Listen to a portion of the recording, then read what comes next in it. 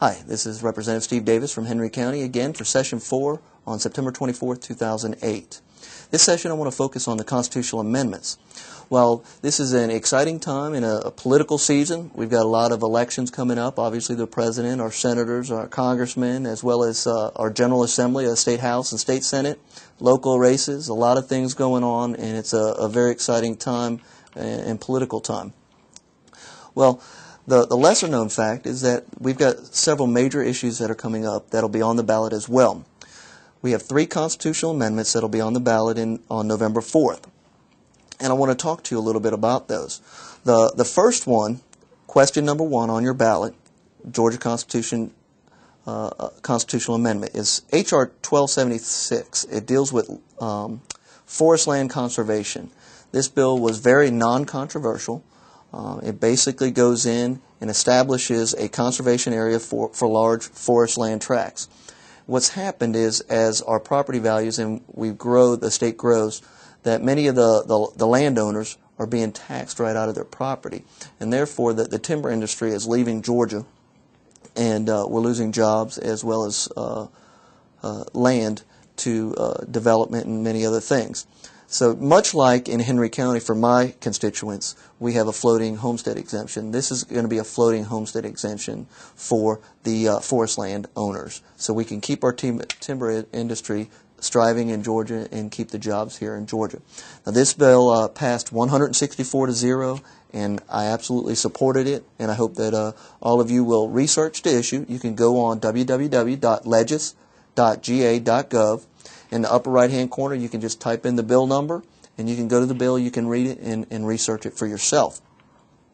Now, the next question number 2 is Senate Resolution 996, and this deals with tax allocation districts. Now, this was a very controversial issue this year.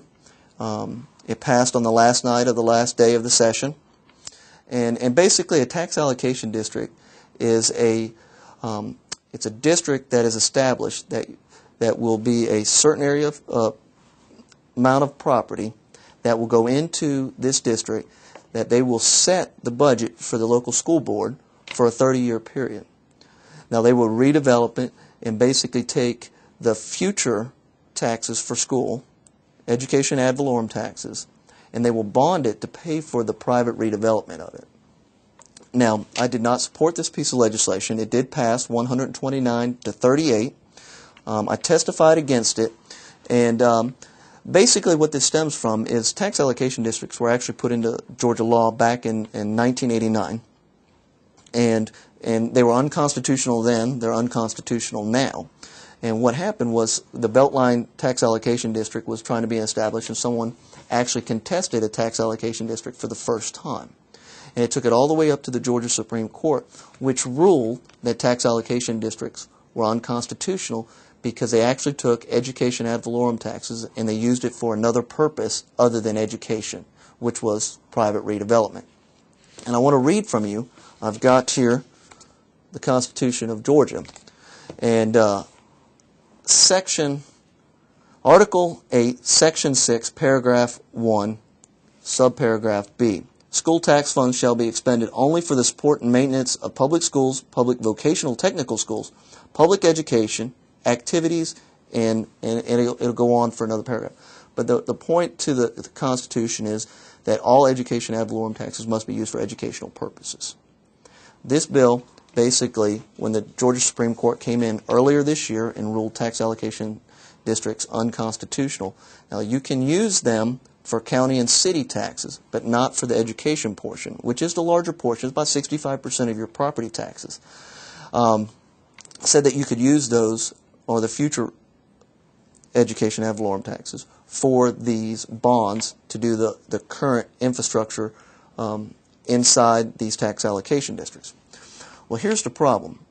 If there is a residential component to the tax allocation district, you're going to add units, housing units inside this tax allocation district. You're going to add children to the school system. If you have a piece of property that's 100 acres and they're getting $10,000 at the school level for that 100 acres, and they can't get any more than $10,000 for that piece of property that might not ever be redevelopment, so they're not going to get any more money out of it, but they won't have any more students.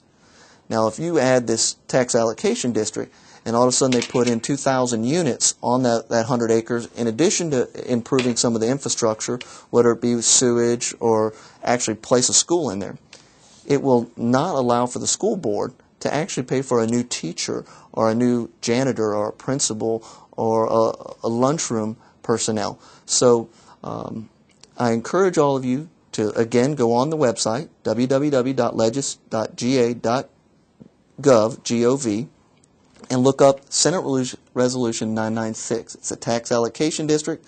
The question will read, and it's very confusing, but the question will read, shall the Constitution of Georgia be amended so as to authorize community redevelopment and authorize counties, municipalities, and local boards of education to use tax funds for redevelopment purposes and programs? Again, I encourage you to do your homework and look up the information. I did vote against this piece of legislation, and I will, as a private citizen, with my vote against the constitutional amendment. The third constitutional amendment is Senate Resolution 309, which is similar to the second question, the tax allocation district, but it's called the Infrastructure Development Districts. And this question, I'll go ahead and do this up front, shall the Constitution of Georgia be amended so as to authorize the General Assembly to provide by general law for the creation and comprehensive regulation of infrastructure development districts for the provision of infrastructure as authorized by local governments? Now that's a lot to absorb in one sentence and one question. But basically, this was the private cities bill. It allows a private developer to create a new district and take future taxes, property taxes, that he can add on to existing property taxes to pay for his development loan up front. Now, we all know that we have infrastructure needs, and that's what the bill is really intended to do, help some areas that possibly in the state might need some additional funds for infrastructure, dealing with roads and water and schools and police stations and fire stations. Well, what this does is, I think it is a piece of legislation. It's a constitutional amendment, so it can't be unconstitutional. But it allows for landowners, based on how much land you own within a district, to control. It's like a homeowners association on steroids. Basically, it gives a homeowners association the ability to tax and spend and also bond beyond the length of the infrastructure development district. I think it's dangerous. I voted against this piece of legislation. It did pass 130 to 40. I testified against it, and I voted no. Now, how this impacts you is if you have, for our district in Henry County, a smaller town that's a little bit further out, like Ola, and you have a 100-acre piece of property out there, and this person comes in and does what they call an IDD, they can do a lot of improvements within that district, and including what I've already gone through. But what happens is they're going to get increased density for the increased infrastructure.